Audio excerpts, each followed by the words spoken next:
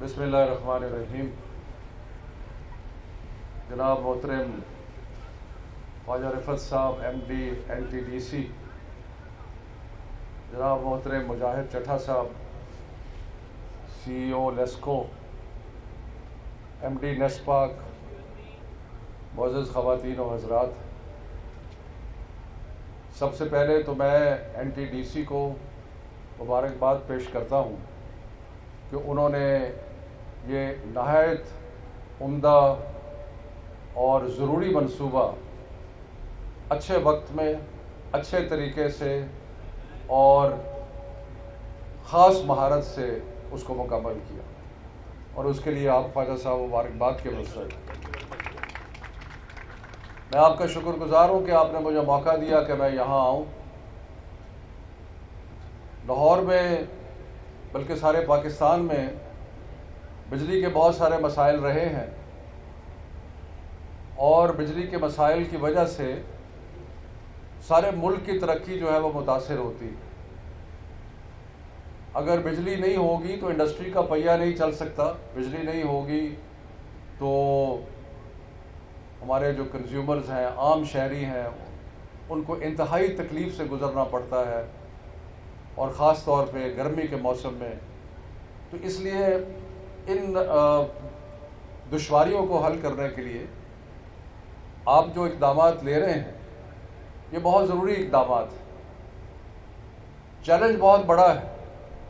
میں لاہور سے ہی MLA ہوں، زیادہ جو اپنے حلقے سے بہت زیادہ جو پرابلمز کئی دفعہ آتے ہیں وہ بجلی کے مسئلے کے بارے میں ہوتے ہیں۔ کہیں ٹرانسفارمرز کا پرابلم ہے، کہیں تاروں کا پرابلم ہے، کہیں وولٹیج کا پرابلم ہے، کہیں لوڈ شیڈنگ ہے، کہیں ویسے بجلی نہیں آ رہی۔ تو یہ ایک بڑا سینسٹیو محکمہ ہے، اور میں سمجھتا ہوں کہ لیسکو کا چیف ہونا کوئی پھولوں کی سیج نہیں ہے چٹھا صاحب وہ اس کو آپ تھوڑا سا کانٹوں کی مالا بھی کہہ سکتے ہیں۔ یہ مشکل کام ہے، لیکن مجھے اس بات کی خوشی ہے کہ لیسکو بہت رسپونڈ کرتی ہے جب بھی لوگوں کو پرابلمز محسوس ہوتے ہیں، اور NTDC جو کام کر رہی ہے اس کے بغیر تو یہ ہماری ترقی اور ہم آگے بڑھ ہی نہیں سکتے۔ بہت ساری چیزیں ہوئی ہمارے ماضی میں جن کو ہم بہتر کرنے کی کوشش کر رہے ہیں۔ ایک دفعہ 90s میں جب بہت بڑا بحران آیا بجلی کا، تو ہم نے انڈیپینڈنٹ پاور پروڈیوسرز کے ساتھ اگریمنٹس کر لی، اور ہم نے اگریمنٹس ایسی کی کہ جن کی وجہ سے بجلی کے معاملے میں تو فاقہ ہوا، لیکن ہم 25 سال کے لیے ہمارے گلے میں ایک توق پڑ گیا۔ اس کے بعد بھی جو اگریمنٹس ہوتی رہیں 2002 میں، اور اس کے بعد بھی جو 2014-15 میں کیپیسٹی چارجز اور اس قسم کی چیزیں جو تھیں کہ پاور سٹیشن چلے نہ چلے لیکن حکومت نے پیسے دینے ہیں، تو یہ سارے بڑے سیریس مسائل تھے۔ لیکن آپ نے اخبار میں پڑھا ہوگا کہ ہماری حکومت نے پرائم منسٹر عمران خان کی سربراہی میں اس ساری چیز کو ہم ری نیگوشیٹ کر رہے ہیں،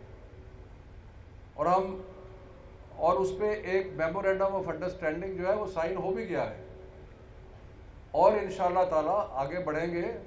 ہم انڈیپینڈنٹ پاور پروڈیوسرز کو بھی چاہتے ہیں کہ وہ اپنا کردار ادا کریں۔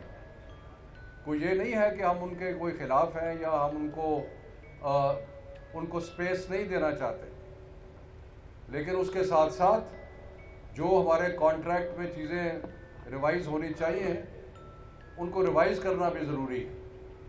ایک بیلنس بنانا جو ہے وہ بہت ضروری ہے، اور اس کی طرف ہماری گورنمنٹ ایک محنت اور کوشش اور کاوش کر رہی ہے۔ اس کے علاوہ آپ کو پتہ ہے کہ مختلف ڈیمز جو ہیں وہ بن رہے ہیں۔ مومند ڈیم بن رہا ہے، اس کے بعد ڈائمر بھاشا بن رہا ہے۔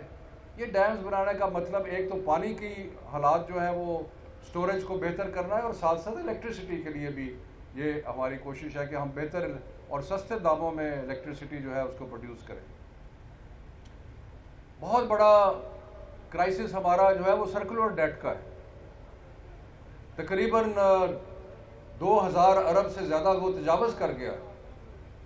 جب ہم نے حکومت سنبھالی تو تقریباً 12 سے 1400 ارب کا سرکولر ڈیٹ ہمیں ورثے میں ملا. یہ سرکولر ڈیٹ کیوں ہے؟